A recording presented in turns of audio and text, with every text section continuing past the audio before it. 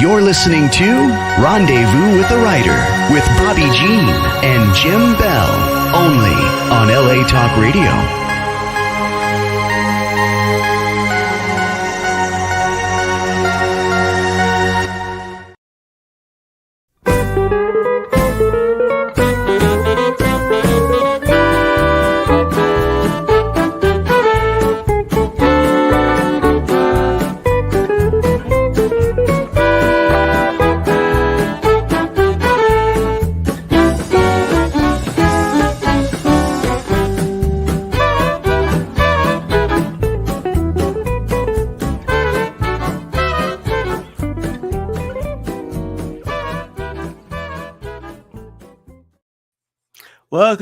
Welcome to Rendezvous with the Writer, where readers and writers meet, and story is everything. We're your hosts tonight, Jim and Bobbi Bell. You've just been listening to Hot Texas with Hot Texas Swing Band, our friend Alex Dormont. Yeah, and we're so excited to have you with us tonight because we're announcing something new. Yeah, we got a new segment here. We have a new segment. I'm getting used to it. We're very excited. It's called In the Limelight, and we are featuring a special guest just for that in the Limelight section of the show. And this is allowing us to invite a returning guest, maybe someone who's been on in the past and they have new books, they have new announcements, or maybe somebody that we weren't able to get on because we are fully booked for 2024. And so it allows us to be able to share Rendezvous with a writer with another writer. And tonight we are kicking off the show. We have two guests with us tonight. W. Michael Farmer joins us for In the Limelight. Hello, Michael. Hello, welcome. And then Joni Franks is joining us as well. And so, hello, she's with us. Hello. The entire show. So, welcome to Michael and Joni. Isn't this fun? It is. Where are you folks joining us from tonight? Yeah. Michael, where are you? I'm in Smithfield, Virginia. That's over in the Tidewater corner. Okay, so you're East Coast. Yeah. And Joni, where are you? I'm coming to you from Crestone, Colorado. All right. And let's see, we've got LA Talk in Los Angeles. So again, we're coast to coast tonight. And we're just delighted to have everybody with us. We are. So let's see, you two have some things in common. Yes, you do. And one thing that's coming up for both of you is the Will Rogers Medallion Awards. And this is our fourth Thursday of September, which is our medallion night, right? What did we start out with? Mystery? Murder. We had mayhem, memoir, murder, and now medallion. So, Michael, give us a moment of you and the Medallion Award. What are you nominated for this year? Well, I've been nominated for the first Chato novel called Desperate Warrior. And much to my surprise, I was also nominated for a short story called Finding Fortune, which is about the border crisis and how a border vigilante reconciles himself to some of the people that are crossing illegally. Mm-hmm. And Joni, what about you? I am nominated in the category of Young Readers Illustrated Fiction for my Corky Tale book, Holly Berry and Mistletoe. Yes. And then I am nominated for 2024 Will Rogers Medallion Illustrator of the Year. Mm-hmm. We'll be talking with Joni and we're getting into greater depth about her books, but you can see fully illustrated and wonderfully done. And we're just I'm assuming, will you both be attending so you'll get to see each other there? I will be. I'll be in Fort Worth. No, I'm not going to be able to make it. My wife has some health issues and I'm very reluctant to go off and leave her. Sure. Understandable. So, Michael, we're going to really shift you into the limelight. Joni is staying right here.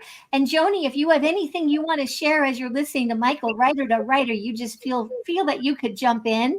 We're going to do a little bio. We're going to tell you a little something about Michael.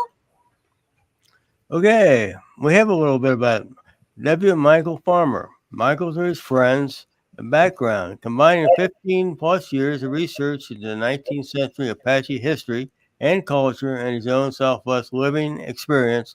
Nephew Michael Farmer fills his stories with a genuine sense of time and place.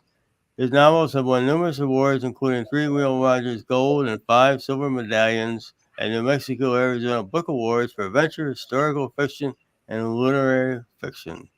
Michael, please step into the limelight. Welcome to the spotlight, Michael. Thank you. Thank you.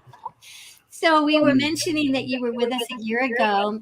Maybe first off, just tell us a little bit about what's been going on with you. Well, I've been on a long writing slog, trying to get a couple of novels which are similar in structure to the Chateau novels about the Apache Kid. He was known as one of the most fearsome outlaws in the border country around the turn of the last century. People were scared to death of him. What's extraordinary is that up until the Army just went nuts because he left his post without permission. He was considered probably the best Apache scout that the Army had. Oh. He had a family with a couple of small kids, but a man had murdered his father, and he and 2 brothers and 2 friends went 40 miles off the reservation and killed that guy. That was a cultural requirement for him. He was gone from his post for 5 days. When they held the court martial for him, the jury said death by firing squad, and the General Miles, who was in charge of that court martial, said, "No, that's too stiff. Go back and try a more reasonable sentence." So they came back and said, "Okay, life in prison, hard work." And Miles said, "No, that's too much. Make it 10 years." And they did, and they sent them all to Alcatraz. Huh. In the meantime, the court-martial proceedings had gone to the Secretary of the Army, and he thought they were both way out of line, and that the kid and the others had served more than enough time, and they let them out. Then the state of Arizona turned around. It wasn't a state then; it was still a territory, and decided that they would try him for attempted murder, because when he tried to turn him in, somebody in the crowd had shot the chief scout, Al Sieber, in the ankle, crippled him for life. Sieber knew that the kid had no firearms, but yet he testified at the trial that the kid was responsible for shooting him, and that's what really started his outlaw career. They were trying to ship him and 8 others for various crimes to Yuma Penitentiary when they managed to overcome the sheriff and deputy who were taking them, killed both of them, although the kid was locked in the stagecoach when it happened. And they were chased vigorously. It's been called the biggest manhunt in Arizona history. Oh, my. And within a year, they had gotten everybody except except Kid, and he teamed up with the famous Maasai, the man who escaped from the train carrying him with the Chiricahuas to Florida, and others. And then suddenly, around 1900, he vanished. He's gone. Wow. And there was a huge reward for him, $15,000, which in today's money is close to $500,000. And but they had to prove that the man that had been taken or was killed was actually Kid, and nobody could do it. And so I've used my imagination with great vigor to try to describe what actually happened. It sounds like you would have had to do a lot of research for this story. Yes, I'll tell you, it was the hardest research project that I've had, because there are 10 different stories about an event, and none of them really agree. They don't even agree on whether it was the kid's father that was murdered or his grandfather that was murdered. And there's a lot of argument that goes back and forth about it. I'm pretty sure it was his father, but wow. There are others who would disagree with me, I'm sure. So where this particular book now, where will this be available? It's supposed the first volume is supposed to come out in June of next year. Okay. Okay. And Very that good. the title of that book is The Chronicles of Apache Kid, Army Scout, okay. Volume 1. Volume 1. Okay. And what else do you have going on? I'm working on a short story or two, and I've realized since I wrote The Apache Kid that I now have a pretty good template for what I think might have happened to the Sierra Madre Apaches, who were still raiding across the U.S. border as late as 1930, but by about 1940 they had disappeared. Now you graciously sent us. We received this in the mail just last week. So Right. This is Proud Outcast. Do you want to say something about this book? Yeah, it's what happened to Chato after he became a prisoner of war. Okay. And wound up marrying a 15-year-old girl as a favor to her mother, and you know, those tales get pretty interesting. Yeah. Yeah. Good. Do you want to ask him about the short story in this? Well, you read that. I haven't had a chance to read that book yet. I know, but Michael and me, we want to hear from you, Jim, too. So Yeah. this is a new anthology through Western Storms, edited by Richard Prosh, and this is an amazing collection of stories. And Michael, you have one in here. Do you want to take just a moment and tell us how that all came about? Well, I just got a note for Richard that said I want to put together this anthology about the effects of storms on the lives of Westerners, and it just so happened that I had written a story that seemed to fit the template pretty well, and sent it to him, and he decided to use it. Well, it's terrific. Now, Michael, I'm just looking a little bit at our time. It's been so much fun to catch up with you, but we want to make sure that our listeners know where to find you and where to find your books. How do they keep in touch?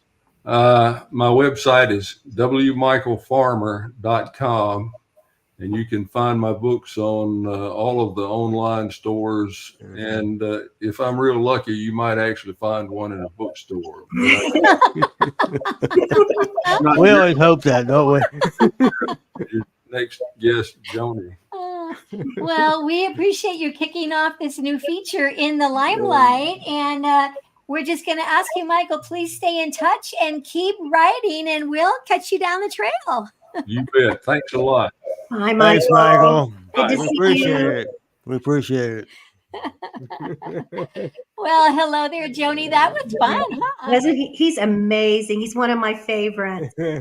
His writing and so there's just like one book coming out after another, and they're so research. I don't know how all of you. We've had a number of writers like Chris Entz and others that are just able to put out this body of work, and you're one of those too, because you're doing the work and illustrating the work. And I just think that's remarkable. So thank you so much. So welcome now to the spotlight, Joni Franks. Thank you. That's a new term. That might be our used to be, we call them special guests. I don't know, limelight, spotlight. I don't know. We've been kicking around a little.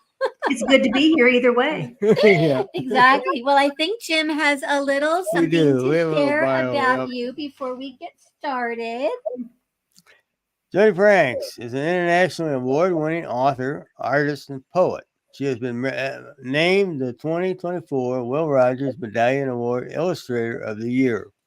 Her books have earned bestseller status and have won over 50 literary honors, including the Mom's Choice Award, International Reader's Favorite Award, and the American Fiction Award.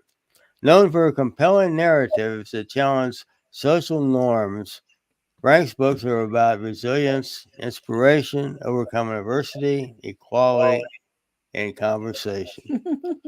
Spending time on a Colorado ranch with the Welsh Corgis, Sagebrush, Gizmo, and Willow offers her the inspiration to create impactful books that are changing the world one heart at a time. One heart at a time. And we have a poem here. I'm not a poem, well, a tiny poem. Yeah, we call them quotes, but we're going to read this. This is from, this is celebrating winter solstice, and this is from the book Holly Berry and Mistletoe. We are dancing today with joy on our hearts. By the end of the day, we will be ready to start. The season will shift and there will be change, as all the earth will soon rearrange. A bit of poetry, and I know there's I think Joni's going to share another piece of poetry from this, I think she this book in a little while. I think she is. So oh my goodness, there's so much to talk about, Joni. Is there something from about yourself you'd like to share that wasn't part of the bio? Anything you'd like to add? Sure. I live in the San Luis Valley of Colorado. I live off grid and off the beaten path. One interesting thing about where I live is I border a 90,000 acre wildlife refuge. That's sort of a unique fact. Just this morning, I was walking my dogs and I could hear the elk bugling in the distance. So it won't be long until I see the elk migration from my living room window. Each year, there's a herd of about 800 elk that migrate to the Great Sand Dunes National Park, which is just right over there. And I get an upfront, close and personal look at that. So that's really fun. I love where I live. Most importantly, I'm an animal lover. I've had the opportunity to raise registered cattle and several different breeds of dogs. Nowadays, I don't raise any animals commercially. I just spend my time with my books and my pets. Yeah. Well, first of all, I want to, you're coming through loud and clear. Yeah. You said you're off the grid. We're really surprised. Well, built a new house about 2 years ago and had the choice of going, traditional electric, but I'm like at the back of a 40-acre parcel, and I didn't want all the posts and poles obstructing the view. It was really the same cost to put in a great solar system as to go traditional electric, and so far, no problems. There'll be power outages in town, and I won't even really know it. Wow. So far, it just hums along. Lovely. The hero, I think it's hero in your stories, is a character called Sagebrush. I think that's a corgi. You're kind of expert on those fellows, aren't you? Talk to us about corgis. So corgis, a lot of people don't know that corgis are herding cattle dogs. And they have little short legs. They're very, very fast and extremely agile. And this quickness aids them usually in keeping out of the way of the cow's hooves when they're moving the cattle from one place to another. They originated in Wales, and the name Corgi means dwarf dog in Wales. They're the most loyal of companions. They're very, very intelligent. And if you're the kind of dog owner that needs a little space from your dog, then corgis are not the dogs for you. They're not here right now, thank goodness, but they're usually under my desk when I'm working at my computer. If I get up to get some coffee or do anything, they're right there with me. It doesn't matter if they're in a sound sleep. They're just really special little animals. You know, my sister had one and my mother had one, but most people I seem to run into have 2 or 3 or 4. Yeah. I've been blessed to have 3. And I guess it's kind of like the potato chips. You can't just have one's not enough. They just kind of grow on you. And then, if you get a puppy, what I've learned is that the puppy learns from the older dog, and that takes some of the burden off me. It helps. Well, we know they were favorites of Queen Elizabeth. If we know nothing about corgis, and you're giving us really good lessons tonight, we know that the Queen always seemed to have corgis, at her heels. She did. She did. Did you by chance have a relationship with Her Majesty? I was blessed to have a relationship with her, and it came about very oddly. I was selling books at an event over in West Cliff, Colorado, on the other side of the mountain, and a friend of mine gifted me a book about the Queen. And at that time, the only thing I knew about the Queen was that she was a corgi lover. But after reading her life story, I was really impressed with her and the way that she so selflessly dedicated her life at a young age to her nation. She lived a life of service, and she wanted to make a difference in the world. And a lot of people don't know that even into her older age, she worked over 40 hours a week. And one thing that impressed me as well is, as the Queen, she wouldn't entrust the task of feeding her dogs to anyone in her staff. She always fed her own dogs. So after reading this book, I was really impressed, and I thought, I think I'll write her a letter. So I wrote her a letter, and I sent her 3 of my Corky Tail books. That was all I had at the time, as a Christmas gift. And I never expected to hear back from her. But within just 3 weeks, I received royal mail from the palace. And I framed the envelope and the letter, and it's still hanging in my office to this day. And it's one of my most cherished possessions. What a great story. That's just such a great story. That's a great story.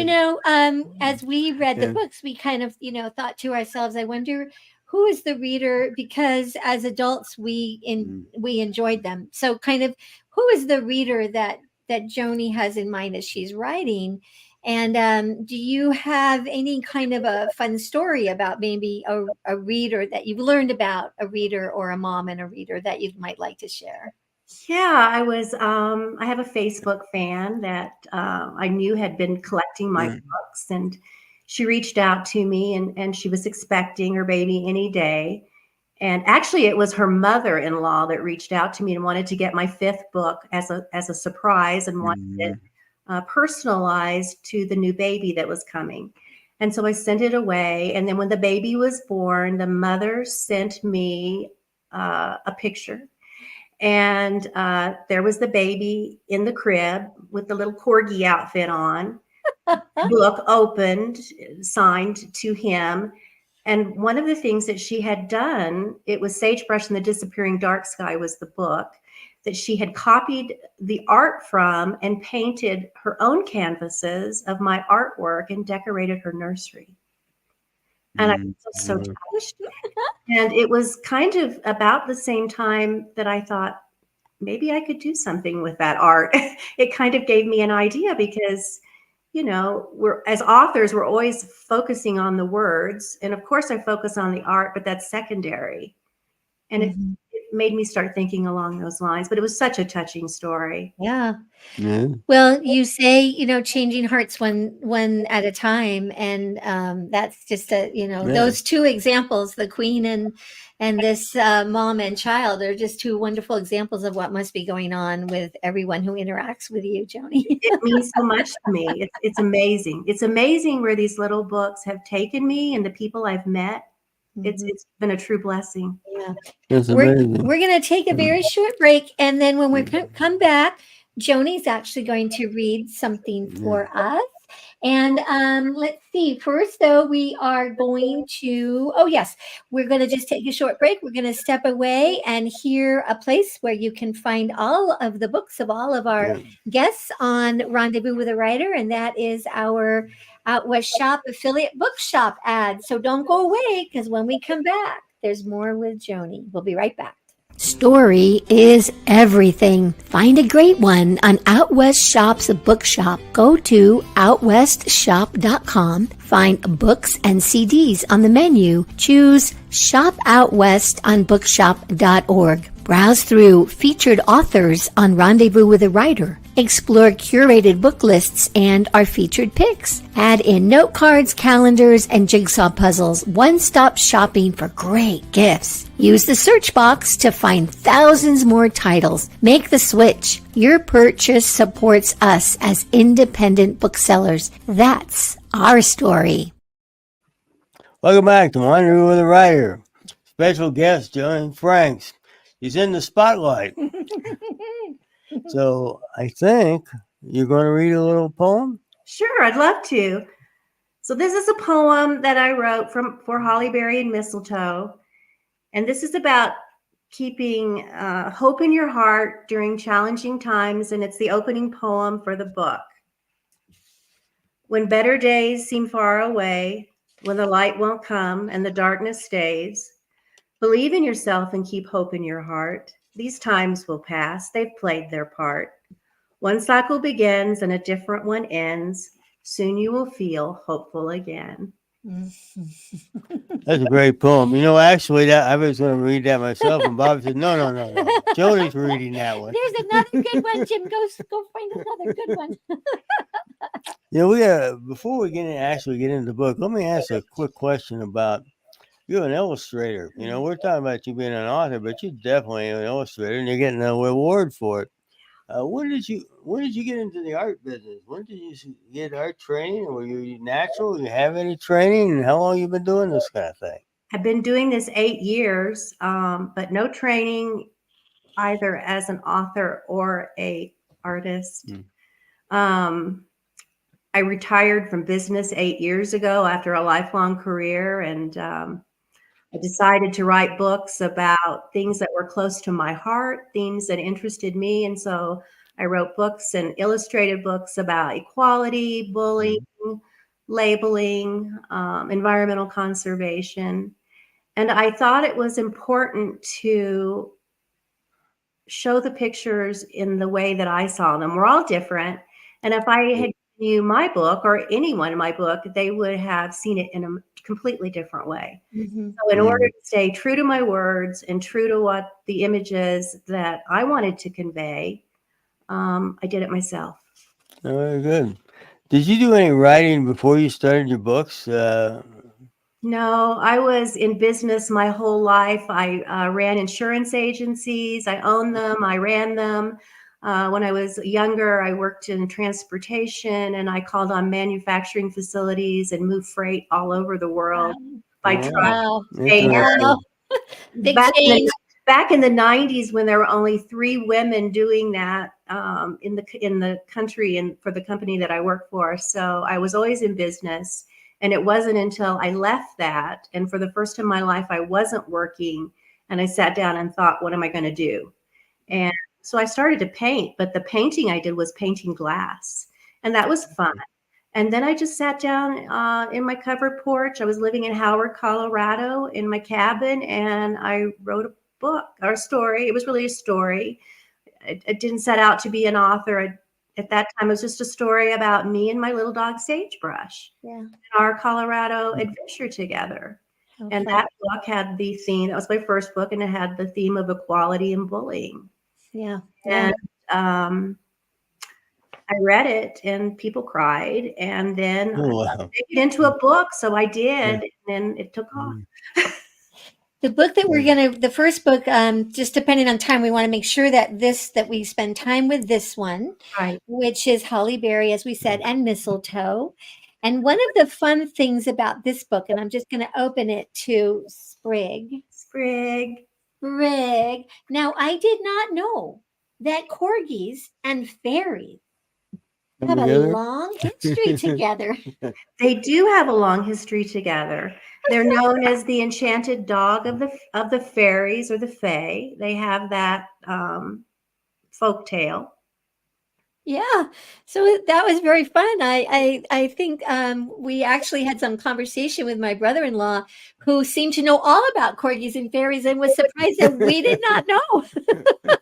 I didn't know either until I was like at this event, and this man came running out of nowhere and said, I was with Sage, and he's like, the fairies rode on their backs. And I'm like, oh.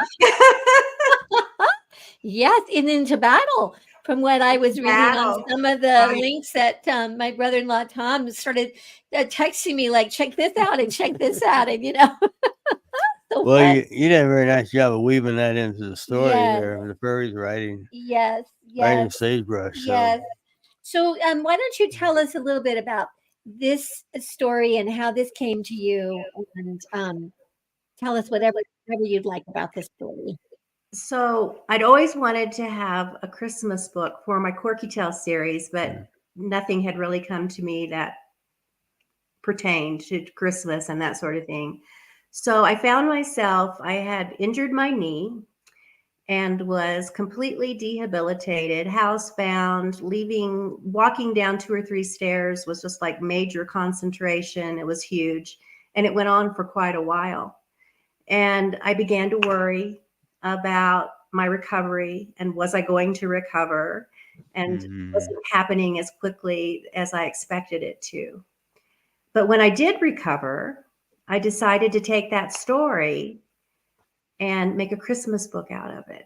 And so in the story, Holly Berry and Mistletoe, young Miss is the ranch woman, and she has suffered an injury, and she has just moved the cattle down from the high country for the winter.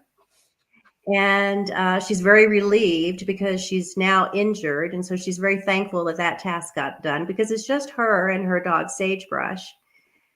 But she begins to fret about it, and she's kind of consumed with it. And so I decided that that would be a good Christmas story, because miracles can happen anywhere, and particularly at Christmas time. So that was the first thoughts of making it into a Christmas book, and into this book. So you want to talk characters just for a moment? Characters, She told us a little bit about young Miss. Yeah, young Miss, she's a pretty resourceful lady. She is.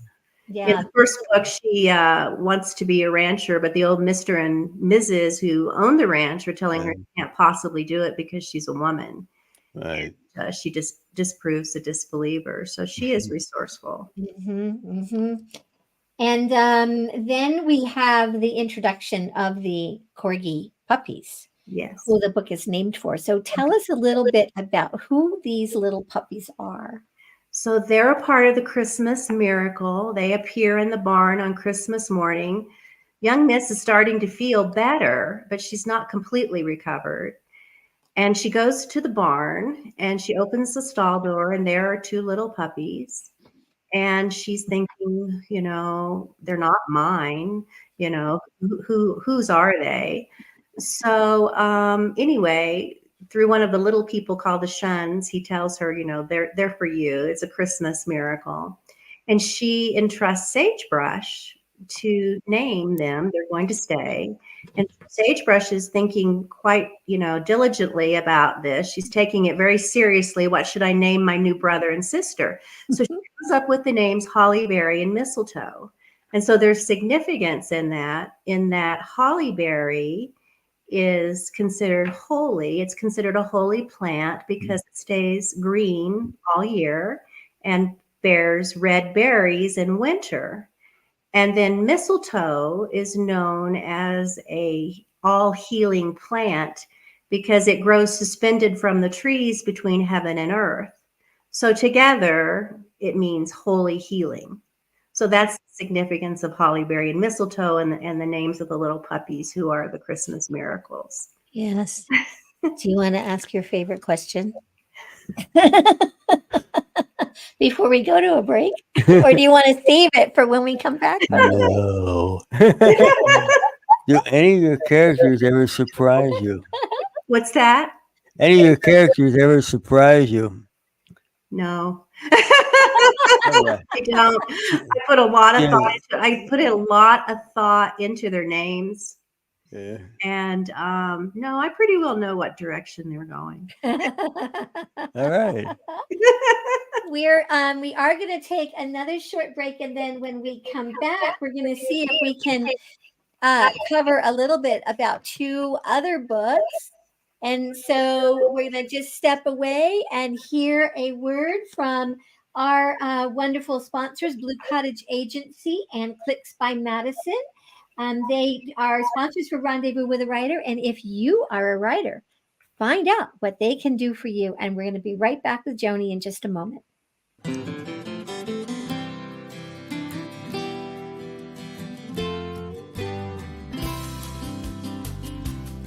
Rendezvous with a Writer is sponsored by Blue Cottage Agency and Clicks by Madison, your author publicity and book marketing team. Experienced, trusted, effective. Contact them today at bluecottageagency.com. Welcome back. Welcome back to Rendezvous with a Writer. We're talking with our guest, Joni, about children's books. Which are also for adults. They're for everyone. Actually, adults can read those and enjoy the books. There's no doubt about that. Yes, absolutely. There are lessons that we can all take away from each one. So let's talk for a moment. I think this one was just released in August, Joni. The Sagebrush and the Never Summer Mountains. Is this a new one? It's pretty new. I think that is like the 5th book or 6th, maybe it's the 7th book in the series. Okay. Regardless. That one was inspired. I was on a 4-wheel drive adventure in the mountains up by Tin Cup Pass in Colorado. And I saw up close and personal a landslide. And I was on a forest road in a 4-wheel drive, and literally the landslide had started down such a force and come across the forest road. It had shoved it up on the other side of the mountain. So I just couldn't get that image out of my mind. So yeah, imagine. I decided I would write a book about Sagebrush and the Never Summer Mountains. And in this book, Sagebrush travels with her companions through Stormy Pass and the Never Summer Mountains to clear a colossal landslide that has blocked Crow's Creek. And the Shuns have their water source compromised. Mm-hmm. So there's an adventure and a mission that has to be taken care of. Who are the Shuns? Well, the Shuns are the little people that I write about. I started when I was encouraged to make Corky Tales into a series. I was pretty terrified because I thought, what will I write about? So I decided to write about these little people called the Shuns that I had dreamed about many years ago. And they came to me in a dream when I was building a house on a piece of property that had never been lived on. And so I started to have this reoccurring dream about these little people. They were 6 inches tall, and they lived in the hollowed out trees on this property where the house was to be built. And they were covered in wood dust, and they were very shy because they had been shunned by society and by humans for their reverence for Mother Earth. So I thought, well, that's the only thing I know to write about, so I'll write about them.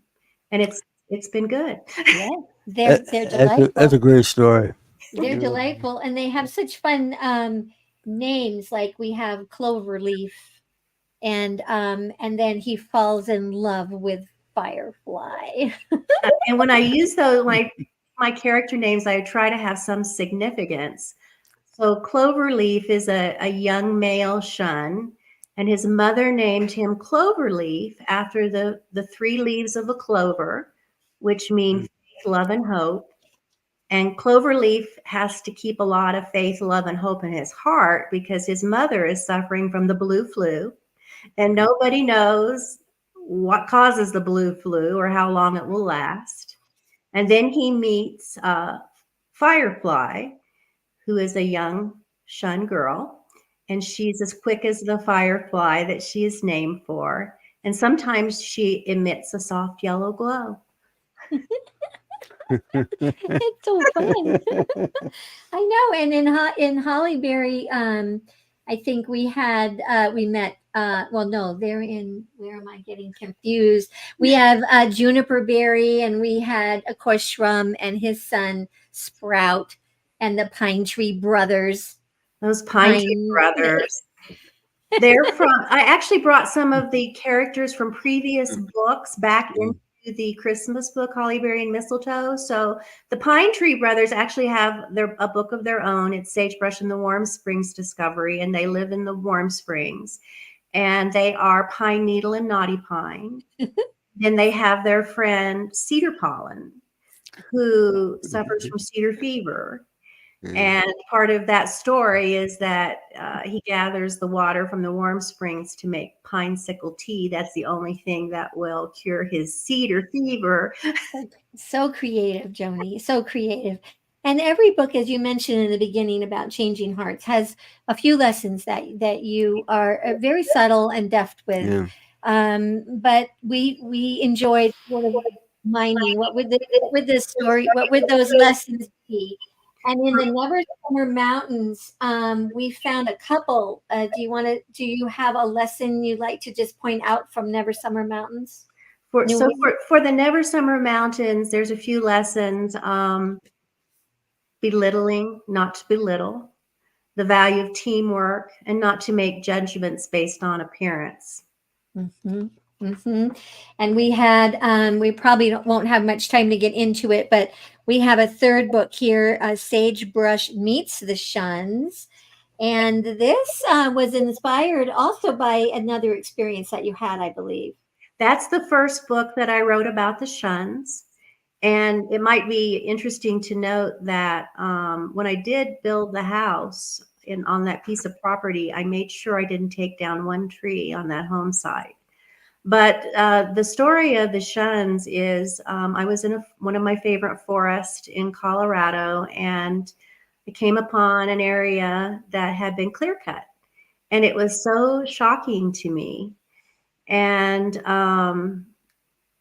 it really affected me. And so I couldn't help but wonder and mourn all the animals that had lost their homes. And then I grieved for and wondered about the other creatures that maybe had once called that place home. And this is an illustration of. You're right. That image that's kind of a stark image. When you go, you used to see a lot of trees, and all of a sudden you see stumps. Yeah. That is a little jarring. But you kind of wonder. Did anybody plant trees again, or did we just cut something down? And I didn't expect it. It was it was really a slash and just had slashed, and it was just devastated. There was nothing left, and I don't believe there were any things going on to try to regenerate that area at all. But in that illustrations, the Shun, Shroom, and Sprout have lost their home, and every time they go to a new home, it's cut down by the tree cutting machines. And when Sagebrush discovers them in the forest, they're living in a pile of leaves. And so they have a real need and a real want to find their forever home. So there's a homelessness message in there as well. Mm-hmm.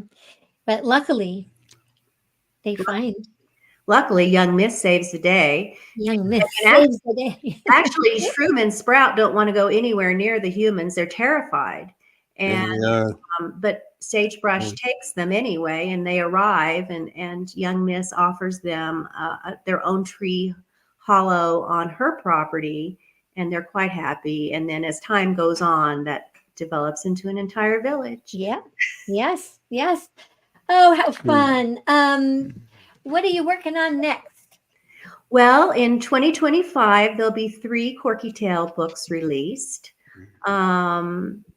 There'll be one coming out in April, one in June, and one in August. So we can look for 3 Corky Tail books to be released in 2025. So the adventure continues.